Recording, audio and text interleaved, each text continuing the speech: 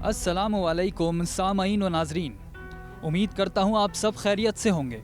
आज के एक और टॉपिक के साथ आपकी खिदमत में हाजिर हैं। हम आपको पहले आले सऊद के बारे में कुछ बातें तो बता चुके हैं। आज की इस वीडियो में आपको इसकी मुकम्मल तफसील बयान करते हैं, तो मेरी आप सबसे गुजारिश है कि इस वीडियो को आखिर तक ज़रूर देखें। टॉपिक पर चलने से पहले हमारा चैनल सब्सक्राइब करें और बेल आइकन ज़रूर दबाएं ताकि हमारी हर आने वाली वीडियो आप तक पहुंचती रहे। अरब शरीफ में 1922 तक तुर्की की हुकूमत थी, जिसे खिलाफत उस्मानिया के नाम से जाना जाता है। 1922 से पहले सऊदी अरब का नाम सऊदी अरब नहीं बल्कि हिजाज मुकद्दस था। खिलाफत उस्मानिया दुनिया के 3 बर्रे आज़मों पर 623 साल तक कायम रही।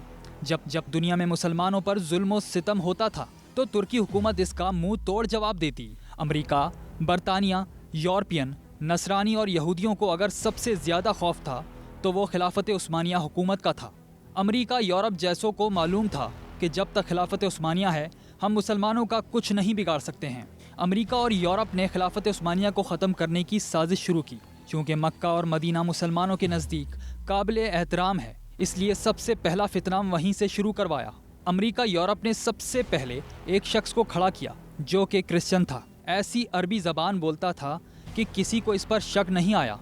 इसने अरब के लोगों को खिलाफत उस्मानिया के ख़िलाफ़ ये कहकर गुमराह करने की नाकाम कोशिश की कि तुम अरबी हो और ये अरबी अजमी यानी गैर अरबी हैं।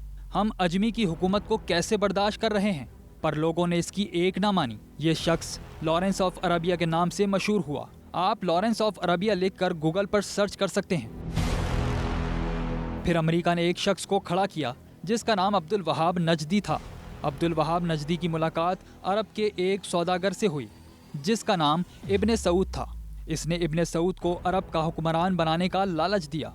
फिर इब्ने सऊद ने मक्का, मदीना और ताइफ में तुर्की के खिलाफ जंग शुरू कर दी। मक्का, मदीना शरीफ और ताइफ के लाखों मुसलमान इब्ने सऊद के डाकू फौज के हाथों शहीद हुए।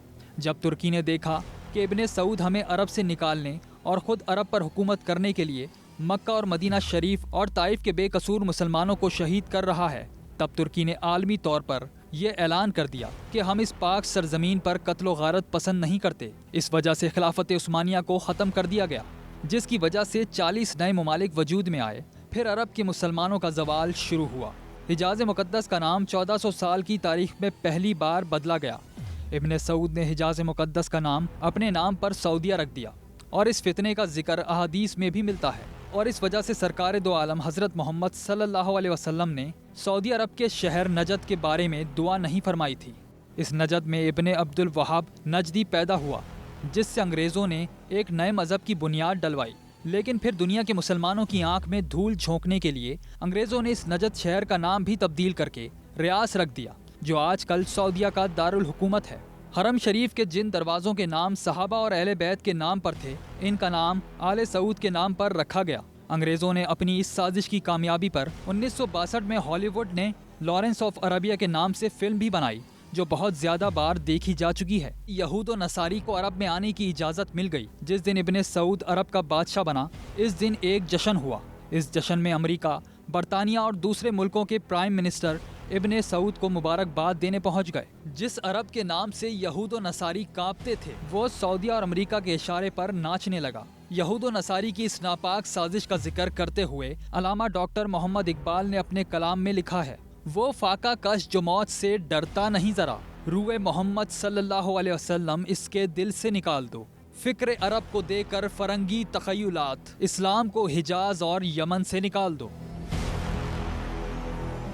अल्लाह ताला मुसलमानों को ऐसे फितनों से महफूज फरमाकर हमें माजी की तल्ख हक़ाइक़ को समझने की अक़ल अता फरमाए। आमीन।